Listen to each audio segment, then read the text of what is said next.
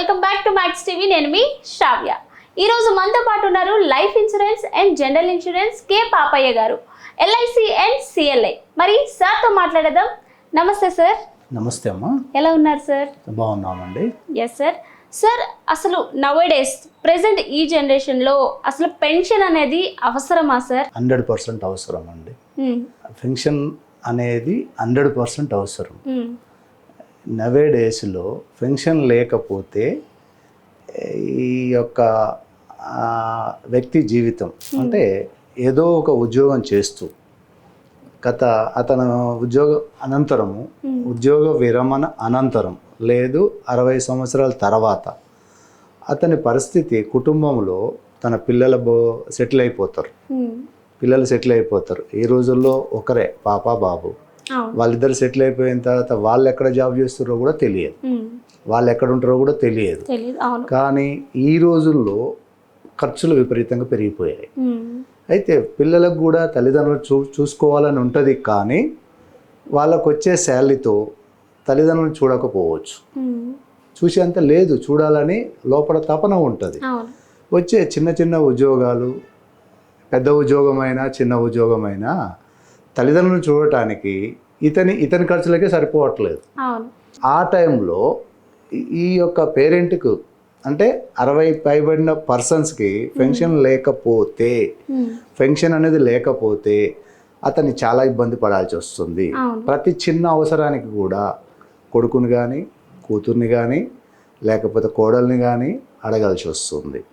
ఒక్కసారి ఇస్తారు, 2 సార్లు ఇస్తారు, 3 సార్లు ఇస్తారు, 4వసారి వచ్చేసి ఏంటైనా ప్రతిసారి అడుగుతున్నాడు అని చెప్పేసి ఒక చీదరించుకోవటము, విసుక్కోవటము జరుగుతుంది.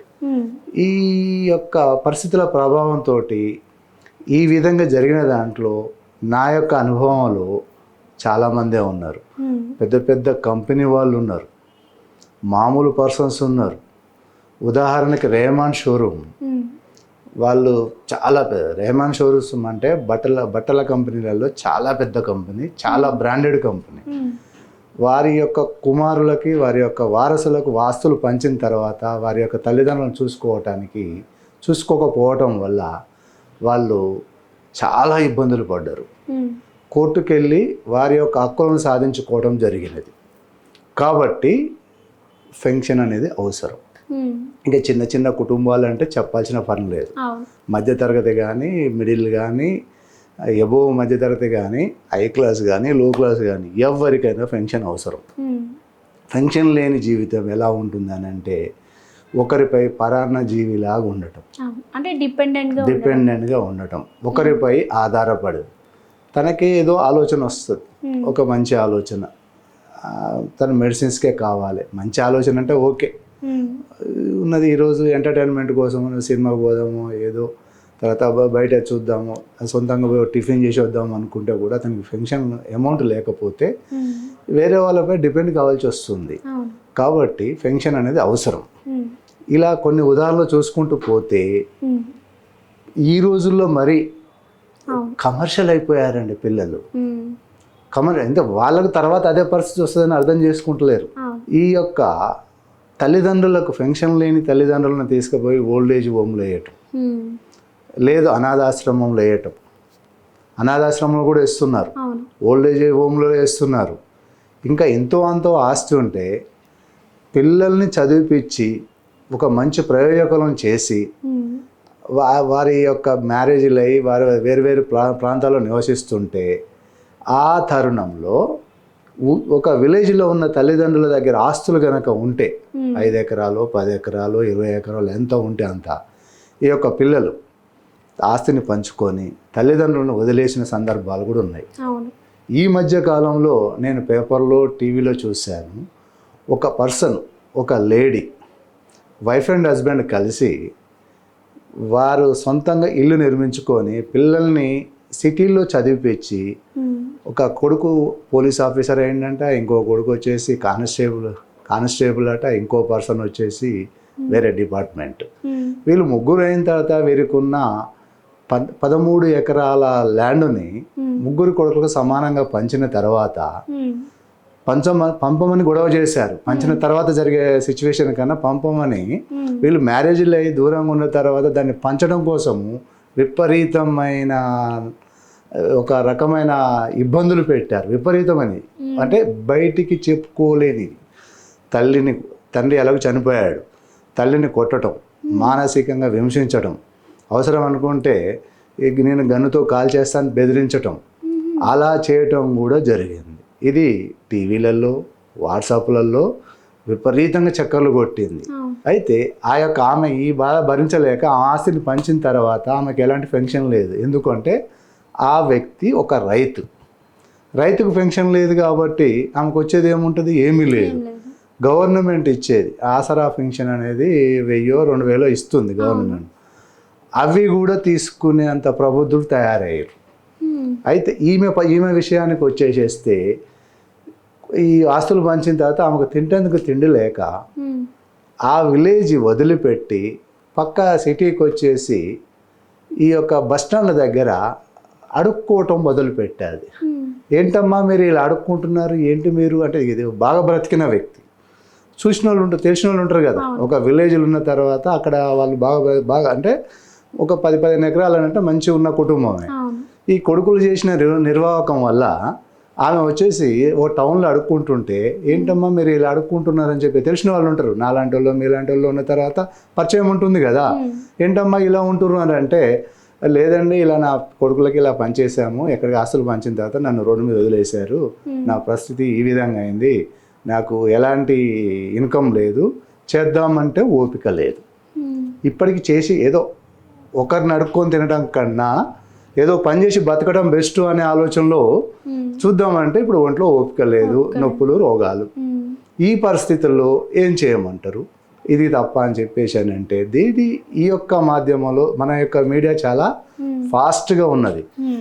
మీడియా ఎంత ఫాస్ట్గా ఉంది అని అంటే ఎంత లాభం ఉందో అంత నష్టం ఉంది, ఎంత లాభం ఉందో అంత నష్టం ఉంది. అయితే ఆ వ్యక్తికి కొంతవరకు మీడియా వల్ల లాభమే జరిగింది అనుకుంటా.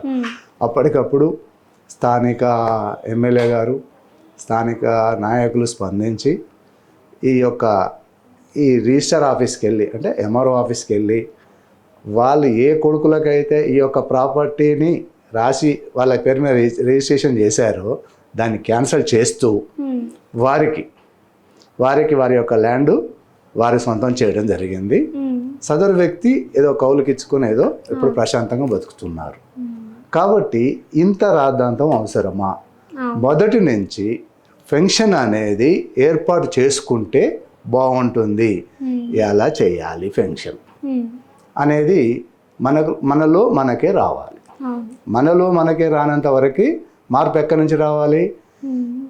నేను ఈరోజు ఉద్యోగంలో చేరినా చేరకపోయినా ఏ ప్రైవేట్ పని చేసినా కూడా ఏదో రకంగా పొదుపు పెన్షన్ అనేది ఒక స్కీమ్ పే చేసుకోవాలి. అది ఏంటి? ఎల్ఐసిలో ఉంది, పోస్ట్ ఆఫీసులో ఉంది, ఇంకా ప్రైవేట్ కంపెనీలలో కూడా ఉన్నది. అయితే లాంగ్ రన్లో నాకు ఇంత కావాలి, ఎవరిది వాళ్ళు డిసైడ్ చేసుకోవాలి. ఇప్పుడు ఎంత లేదన్నా సంవత్సరానికి ఒక 5 లక్షలు సంపాదిస్తారు అనుకోండి, దాంట్లో ఒక 5,000 పక్కకు పెట్టిన నెలకి 5,000 ఫంక్షన్ వస్తాడు చేసుకోండి, నష్టం లేదు కదా. మీరు ఎంతైతే దాచుకుంటారో 15 సంవత్సరాల, 20 సంవత్సరాల, 30 సంవత్సరాల, 15 సంవత్సరాల పాటు 5,000 చొప్పున దాచుకుంటూ పోతే 5,000 చొప్పున దాచుకుంటూ పోతే 15 సంవత్సరాలు అయిపోయిన తర్వాత ఎవ్రీ మంత్ 5,000 చొప్పున మీకు పెన్షన్ వస్తుంది. ఈ స్కీమ్స్ అన్ని గవర్నమెంట్ సెక్టార్లలో ఉన్నవి. ఎల్ఐసిలో ఉంది, పోస్ట్ ఆఫీసులో ఉంది, బ్యాంక్స్ ఎస్బీఐ లైఫ్లో కూడా ఉన్నది. అయితే దీన్ని ఎలా చేసుకోవాలి అంటే క్రమము తప్పకుండా ప్లాన్ చేసుకోవాలి. క్రమం తప్పకుండా ప్లాన్ చేసుకుంటే అది ఎలా అవుతుంది? ఈరోజు మనం బ్రతకటానికి, ఈరోజు అతను కాళ్ళు చేతులు మంచిగా ఉన్నాయి, ఆరోగ్యంగా ఉన్నాడు, పనిచేస్తున్నాడు. ఇప్పుడు 20 తప్పుడు యాక్టివ్గా ఉంటాం, 30 తర్వాత కొంచెం ఇంకా యాక్టివ్గా వస్తాం, అంటే మంచి ఎంగేజ్ కాబట్టి.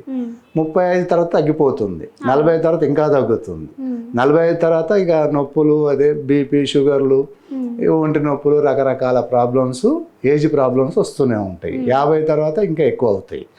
50, 60 తర్వాత ఘోరమైన పరిస్థితి. ఎందుకు అనంటే ఈ లోపల ఎప్పుడు చూడు ప్రతి ఒక్క వ్యక్తి ఆలోచించే ప్రతి తల్లిదండ్రి వ్యక్తి అనటం కన్నా తల్లిదండ్రులు అనటం మంచిదేమో అనిపిస్తుంది. ప్రతి తల్లిదండ్రులు కూడా నా కొడుకు బాగుండాలి, నా బిడ్డ బాగుండాలి, నా కొడుకు ఐఏఎస్ కావాలి, నా కొడుకు ఆఫీసర్ కావాలి, నా కొడుకు పెద్ద ఉద్యోగం చేయాలి అంటారు తప్ప నాకు 60 తర్వాత నా పరిస్థితి ఏందని అంటలేరు. నా పరిస్థితి ఏందని వీళ్ళు ఆలోచించుకుంటలేరు. అయ్యో మీ కొడుకు బాగా చూస్తలేడట కదా, లేదు నా కొడుకు బాగానే చూస్తుండండి. ఇప్పుడు 4 గోడల మధ్యనేమో ఆయన బాధపడుతుర్రు, బయటికి వెళ్ళిన తర్వాత నీ కొడుకు బాగా చూస్తుండంటే లేదండి నా కొడుకు బాగా చూస్తలేడని అస్సలు చెప్పాడు. నా కొడుకు చాలా బాగా చూస్తుండండి.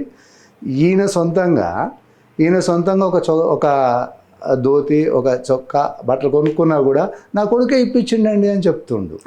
కానీ ఈయన ఏం చేస్తాడు, కొడుకు రాక ఎప్పుడో వస్తాడు, 6 నెలలకు ఒకసారి రాగానే ఈయన దాచిపెట్టుకున్న డబ్బులు ఉంటాయి ఇంట్లో, ఒక చిన్న ట్రంకుపేటలో దాచిపెట్టిన డబ్బులు తీసుకుపోయి కొడుకు వెళ్ళిపోతుంటే భార్యకు తెలియకుండా కొడుకు చేతిలో పెడతాడు. వాళ్ళ భార్య ఏం చేస్తుంది, అయ్యో నా కొడుకు అక్కడ ఇబ్బంది పడుతున్నాడు టౌన్లో అని చెప్పేసి భార్య తీసుకొచ్చి భర్తకు తెలియకుండా భార్య తెలియకుండా భర్త పిల్లలకు పెడుతుర్రు. ఈ ప్రేమ ఆప్యాయతలు పిల్లల్లో లోపించినాయి, 100% లోపించినాయి. తర్వాతకి వీళ్ళ పరిస్థితి తర్వాత ఏమవుతుంది అనే సంగతి ఎవరు ఆలోచిస్తలేరు. ఏ పిల్లవాళ్ళు కానీ ఎవరు నవే జనరేషన్ ఆలోచిస్తలేదు. కాబట్టి నేనేమంటున్నంటే ఇవన్నీ ఉదాహరణలతో కంపల్సరీ ఫంక్షన్ అనేది అవసరము. నేనేమంటున్నా, స్తోమతకు తగ్గట్టు ఎల్ఐసిలో అయితే జీవన్ ఉమాంగ్ అనేది ఒక పాలసీ ఉంది, జీవన్ ఉత్సవ్ అనేది రెగ్యులర్ కట్టుకుంటూ పోయే పాలసీ ఒకటి ఉంది. పెన్షన్ పాలసీ కింద కన్వర్ట్ చేసుకోవచ్చు, అంటే ఎవ్రీ మంత్ కానీ ఎవ్రీ ఇయర్ కానీ వచ్చేటట్టు ప్లాన్ చేసుకోవచ్చు. పెన్షన్ పాలసీలో ఎల్ఐసిలో జీవన్ శాంతి అనేది ఇప్పుడు ఒక ఉదాహరణ తీసుకుంటే జీవన్ శాంతి ఒకటి ఉంది, జీవన్ అక్షయ్ ఒకటి ఉంది, జీవన్ ధార త్వరలో స్టార్ట్ అవుతుంది, జీవన్ ధార 2 అనేది త్వరలో స్టార్ట్ అవుతుంది. ఉదాహరణకి జీవన్ అక్షయ్ని కనుక ఎంచుకుంటే ఒక వ్యక్తి అంటే మీ ఫాదరే అనుకుందాం, మీ ఫాదర్కి 55 సంవత్సరాలు ఉన్నాయి అనుకుందాం. అయితే ఎంతో ఆస్తులు ఉన్నాయి, ఉద్యోగం చేస్తున్నాడు, 5 years తర్వాత రిటైర్మెంట్ అవుతాడు, సొంత ఇల్లు ఉంది. అయితే ఇతను ఈ పెన్షన్ అనేది కావాలి, సొంత ఇల్లు ఉంటే అప్పటికప్పటికి అమ్ముతా అంటే ఎవరు తీసుకోరు. తర్వాత మీలాంటి ఉన్నారు, మీరు మీ బ్రదర్ ఇద్దరు ఉన్నారు అనుకోండి, వారితో ఏం చేస్తారు, వాళ్ళ ఉద్యోగాల రీత్యా వాళ్ళ బిజీలో వాళ్ళు ఉన్నారు. వచ్చే శాలరీస్ ఎంత, అంతంత మాత్రమే. మీ ఖర్చుల మందం మీకే సరిపోతాయి తప్ప మీరు తీసి మీ ఫాదర్కి ఇచ్చే అంతా మీకు వచ్చే శాలరీలో మిగిలిటట్టు లేదు. ఎందుకంటే ప్రతిదీ పెరిగిపోయింది, ప్రతిదీ కూడా లివింగ్ కాస్ట్ ప్రతిదీ పెరిగింది. మీ యొక్క శాలరీ వచ్చేసి మీరు ఇక్కడ ఉంటున్న దాంట్లో మినిమం 30% రెంట్కి పే చేయాలి. తర్వాత ట్రావెలింగ్కి వచ్చేసి ఒక 10%, తర్వాత మీ నిత్యావసరాల కోసం వచ్చేసి ఒక 30%, తర్వాత ఇక మామూలుగా పిచ్చాపాటి ఖర్చుల కోసం బ్యాలెన్స్ కూడా అయిపోతుంది. అప్పుడు ఫాదర్కి వచ్చేసి మీకు వచ్చే 50,000లో ఫాదర్కి వచ్చేసి ఒక 20,000 ఇవ్వాలంటే ఇవ్వగలుగుతారా? ఇవ్వలేని పరిస్థితి. ప్రతి ఒక్కరు కూడా ఆలోచించాలి. కాబట్టి పేరెంట్లు కూడా ఆలోచించాలి. ఫస్ట్ పిల్లల కన్నా కూడా పేరెంట్ ఆలోచించాలి. ఏం ఆలోచించాలి, నాకు పెన్షన్ కావాలి, మా పిల్లల బతుకులు నేను మంచిగా తయారు చేశాను, మంచి ఎడ్యుకేషన్ ఇచ్చాను, మంచి ప్రవర్తన ఇచ్చాను, మంచి నాలెడ్జ్ ఇచ్చాను, మంచి ఉద్యోగం ఇచ్చాను, దాంతోపాటు ఇది 100% అనుకుంటే దాంతోపాటు వీళ్ళ యొక్క పేరెంట్స్ యొక్క లైఫ్ సెక్యూరిటీ, అంటే రేపటి నాటికి మీరు కూడా పేరెంట్ అవుతారు. కాబట్టి ఇప్పుడు ఆలోచించాల్సిన విషయం ఏంటి అని అంటే, మినిమం సంపాదనలో ఒక 10% పెన్షన్ కోసం కేటాయించుకుంటే ఆ తర్వాత హ్యాపీగా జీవించవచ్చు. అది ఎలా అనంటే, మీకు వచ్చే శాలరీ 50,000లో ఒక 5,000 ఈరోజు మీ ఏజ్ 25 సంవత్సరాలు అనుకుందాము. మీరు 25 అని అంటే సుమారుగా 35 సంవత్సరాల పాటు నెలకు 5,000 చొప్పున మీరు పక్కకు పెడితే, 35 సంవత్సరాల పాటు నెలకు 5,000 పక్కన పెడితే సుమారుగా 2 కోట్లు మీ అమౌంట్ పక్కకు పడుతుంది. 2 కోట్లు మీరు వేసిన అమౌంట్ అక్కడ వచ్చే ఇంట్రెస్ట్లు అన్నీ కలుపుకుంటే 2 crores ఫైనే అవుతుంది. దీన్ని పెన్షన్ రూపకంగా మలుచుకుంటే 1 కోటికి ఇమీడియట్గా పెన్షన్ వచ్చేసి ఈ రోజున్న ఇంట్రెస్ట్ ప్రకారంగా 56,000 వస్తుంది. 1 కోటి రూపాయలు, అదే 1 కోటి రూపాయలు అంటే మీ ఏజ్ గురించి చెప్పాను. అదే మీ ఫాదర్ అంటే 55 సంవత్సరాలు ఉన్న వ్యక్తిని చూసుకొని అదే 1 కోటి రూపాయలు అకౌంట్లో వేసేసి ఏది పెన్షన్ దాంట్లో పెన్షన్ స్కీమ్ జీవన్ శాంతిలో వేసిన తర్వాత నెక్స్ట్ ఎమ్మటి నుంచి ఎవ్రీ మంత్ రావాలంటే 56,000 పెన్షన్ చొప్పున స్టిల్ అతను బ్రతుకున్నంత కాలం వస్తూ ఆ తదనంతరం ఆ 1 కోటి రూపాయలు నామినీకి వస్తుంది. ఇంకా దీన్ని విపులంగా వివరించాలనంటే ఒక బాధ్యత గల తండ్రి అంటే ప్రతి తండ్రి బాధ్యత గల వాళ్ళే, నేను బాధ్యత గల అనటం సబబు కాదేమో, ప్రతి తండ్రి బాధ్యత అంటే ఉన్న వ్యక్తి హై లెవెల్ ఆలోచిస్తాడు, మిడిల్ క్లాసు హై లెవెల్ ఒక లెవెల్గా ఆలోచిస్తాడు, లో క్లాస్ అని ఎవరైనా కూడా ఉన్నతంగానే ఆలోచిస్తాడు. ఒక ఫాదరు ఒక వ్యక్తి పెన్షన్ అనేది 1 కోటి రూపాయలు అకౌంట్లో వేసి అంటే పెన్షన్ అకౌంట్లో వేసుకొని దానికి నామినీ ఇప్పుడు 55 సంవత్సరాలు ఉన్న ఫాదరు ఒక 25 సంవత్సరాలు ఉన్న సన్ ఆర్ డాటరు నామినీ పెట్టి అంటే జాయింట్ నామినీ పెట్టి 30 సంవత్సరాలు ఉన్న వ్యక్తి జాయింట్ నామినీ పెట్టి ఈ యొక్క పెన్షన్ పాలసీని జాయింట్గా తీసుకుంటే అతను 55 నుంచి 80-90 వరకు బ్రతికినంత కాలం ఎవ్రీ ఇయర్ ఎవ్రీ మంత్ 56,000 చొప్పున తీసుకుంటూ ఆ తదనంతరం అంటే ఇంకొక 30 సంవత్సరాలు 55 అంటే 80 దాకా బ్రతికాడు అనుకుందాం. 25 సంవత్సరాలు 30 సంవత్సరాలు పెన్షన్ తీసుకున్న తర్వాత అతను చనిపోయిన తర్వాత జాయింట్ లైఫ్ ఎవరిని పెట్టాము?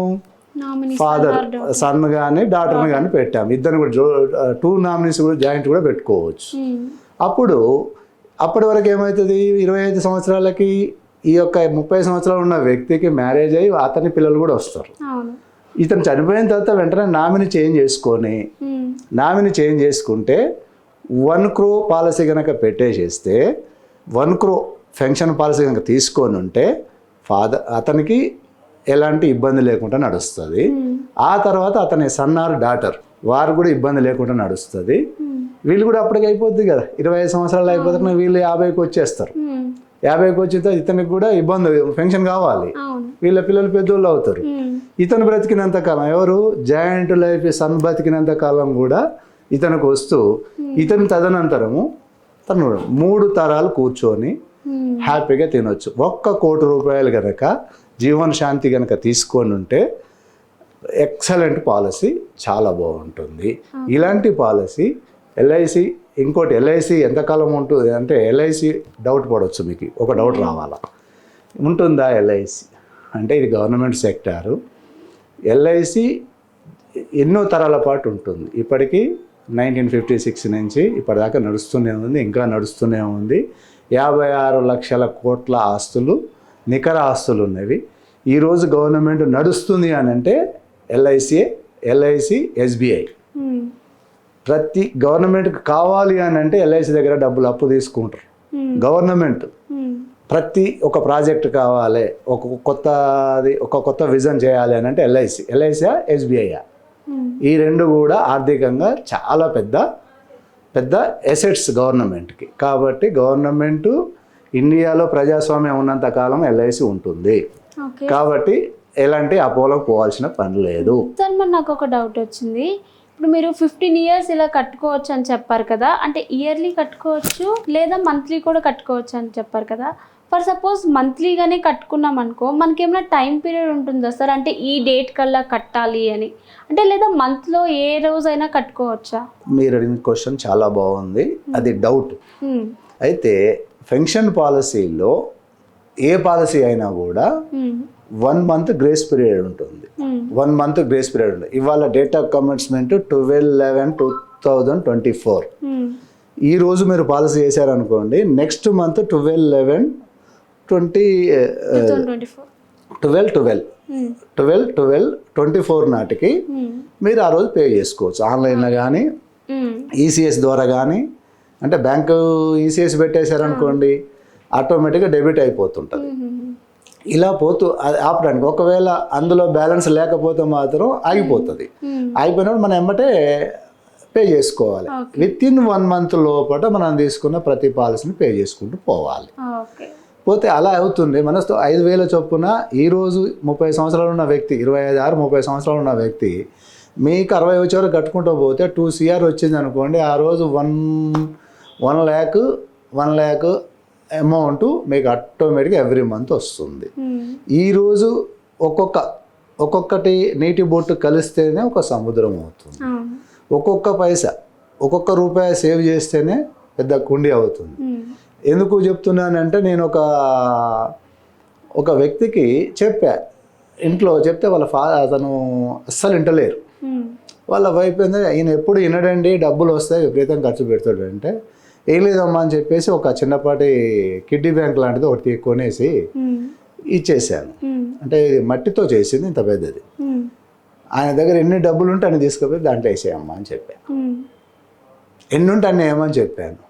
అమ్మో వేస్తే ఇబ్బంది కాదని అంటే ఆయన, మీకు ఎన్నిసార్లు చెప్పినా మీరు ఇంటలేరు కదండి, ఎన్నిసార్లు చెప్పినా మీరు ఇంటలేరు కదా, మీరు డబ్బులు ఎన్ని ఉన్నాయి, ఏమైతే ఎటో పోతున్నావు, ఫ్రెండ్స్కి ఇస్తున్నావు, వేరే విధంగా ఖర్చు పెడుతున్నావు, ఏదో అవుతుంది కదా, ఆమె ఎన్ని తీసినా మీరు సపోర్ట్ చేయకండి. ఈమెకేం చెప్పానంటే, అమ్మ నువ్వేం పని చేయండి, ఆయన జేబులో 1000 రూపాయలు ఉన్నాయి, 500 తీసి దాంట్లో 100 ఉన్నాయి అనుకోండి, 50 రూపాయలు డబ్బాలు వేసాయి. ఇలా అని చెప్పడంతో ఆమె ఒక 6 months తర్వాత నేను వెళ్తే సుమారుగా 62,000 అయినాయండి. నేను అది పగలగొట్టింది. మళ్ళీ నేను వెళ్ళిన తర్వాత ఎట్లా ఉందమ్మా ఏంది అని అంటే, సార్ ఐడియా తీస్తున్నా లేస్తున్నా అవుతుంది, ఎంత అయిందో నేను చూడలేసారంటే ఒకసారి పగలగొట్టమని నేను రేపు వస్తా అని చెప్పాను. అది పగలగొడితే 62,000 వెళ్ళింది. 62,000 తోటి ఏం చేయాలి సార్, ఏం చేయాలని అంటే అప్పుడు ఆయన మీ జేబులో అప్పుడిప్పుడు తీసిన డబ్బులు వచ్చి 62,000 అయినాయి, ఇంకా బ్యాలెన్స్ ఒక 38 కలపండి, 1,00,000 రూపాయలు డిపాజిట్ చేద్దాం LICలో, మీ చిన్నోడికి సరిపోతుంది అని చెప్పాను. చిన్నోడికి ఏదో అవసరానికి ఉపయోగపడుతుంది అని చెప్పాను. అది తీసుకొచ్చేసి, ఇది ఎప్పుడు ముచ్చటానంటే 2001లో జరిగిన విషయం. అది తీసుకొచ్చేసి ఆ డిపాజిట్ చేసేసి తీసుకొచ్చేసి మన యూలిప్ అని దాంట్లో ఈ 1,00,000 రూపాయలు పెట్టాం. పెట్టిన తర్వాత అతనికి 1999లో బాబు అది చదువుతూ వెళ్ళిపోయాడు. 2016-17లో బీటెక్ సీట్ కావాలా, ఎట్లా అని చెప్పేసి అంటే మంచి కాలేజీలో వేయాలి బాబుని అని చెప్పేసి డొనేషన్ కావాలి. ఎంత కావాలి, ఒక 5 లక్షలు అడిగారట. ఈ ఎంత ఉన్నాయో చూడండి అని చెప్పి చూస్తే 4,85,000 వచ్చినాయి. ఇంకా 15,000 కదా సార్, మీరు ఆ రోజు వేసిన 1,00,000 రూపాయలు ఇంత అయినాయి, డొనేషన్ కట్టండి చదివించుకోండి అని చెప్పాను. చెప్పి ఇప్పటికి బాగా గుర్తు చేస్తాడు మీరు ఆ రోజు ఇచ్చిన సలహా. అయితే ఆమె రెగ్యులర్గా ఎవ్రీ ఇయర్ అలా చేస్తూనే వచ్చింది. చాలా అసెట్స్, ఇది కాదమ్మా మీరు ఫెన్షన్ ప్లాన్ చేసుకోరి, ఎవ్రీ ఇయర్ ఒక 1,00,000 రూపాయలు 1,50,000 ఫెన్షన్ అట్లా ప్లాన్ చేసుకోరి అని చెప్పేసి అన్నాను. ఎవ్రీ ఇయర్ 2 lakhs ఆ ఫెన్షన్ స్కీమ్లో కట్టుకుంటుంది. సింగిల్ డిపాజిట్ పెడుతుంది, ఫెన్షన్ స్కీమ్లో పెట్టుకుంటుంది. ఇప్పుడు వాళ్ళకు నియర్లీ 48-49 సంవత్సరాల దాకా ఉన్నట్టుంది. ఇంకొక 10 సంవత్సరాలు తిప్పలబడండి, మీరు మీ పిల్లలు సెటిల్ అయిపోతారు. ఈ డబ్బులతో మీరు పొదుపు చేసుకున్న డబ్బులతో అయి ఉంటుందమ్మా అని చెప్పేసి అంటే ఉంటుందా, ఇంకా డౌటే ఉంది వాళ్ళకి. ఒక డౌట్ ఉంటుందా అంటే ఉంటుంది. ఒకసారి ఆఫీస్కి పోయి చూసుకోండి, మీరు చూసుకొని సంతోషపడతారు. అయితే నేనేమంటున్నానంటే 90 daysలో ఫెన్షన్ అనేది కంపల్సరీ. అది నాకు ఈ వయసు ఉంది, చిన్న వయసు ఉంది, ఇప్పుడు నాకు అవసరం ఏముంది, మ్యారేజ్ అయినాక నేను స్టార్ట్ చేస్తా, లేకపోతే ఆ తర్వాత చూద్దాము, లేకపోతే గవర్నమెంట్ ఇస్తుందేమో. ఏ గవర్నమెంట్ మనకి ఇవ్వదు, ఏది ఇచ్చినా మన మీద వడ్డీలాగా వేసి తీసుకోవటం తప్ప. ఏ గవర్నమెంట్ ఎవరు వచ్చినా కూడా, ఇప్పుడు అపోజిషన్ గవర్నమెంట్ వచ్చినా, ప్రజెంట్ గవర్నమెంట్ వచ్చినా, ఇంకెవరు వచ్చినా మనకెవరు ఒక పైస ఇయ్యరమ్మా. ఎవరైనా కూడా వాళ్ళు ఇచ్చిందనంటే మన మీద ఏదో ట్యాక్స్ రూపకంగా వేసి మన దగ్గర వసూలు చేయడం తప్ప వాళ్ళ ఇంట్లోగా ఎవరు తీసి ఇవ్వరు. కాబట్టి మన యొక్క ప్రాపర్టీస్ సంపాదించుకోవాలన్నా మనమే కష్టపడాలి. అంటే ప్రణాళిక ఉండాలి, ఆ ప్రణాళిక ద్వారా పోతేనే వస్తుంది. అంటే ఖచ్చితంగా ఈ జనరేషన్లో నౌడేస్ అనేది పెన్షన్ స్కీమ్ మీరు ఏదైతే చెప్పారో అది చాలా కంపల్సరీగా తీసుకోవాలి అంటారు సార్. అవును, తీసుకోవాలి. ఎస్ సార్, చాలా చక్కగా చెప్పారు సార్, అందరికీ అర్థమైనట్టు. Thank you so much. Thank you.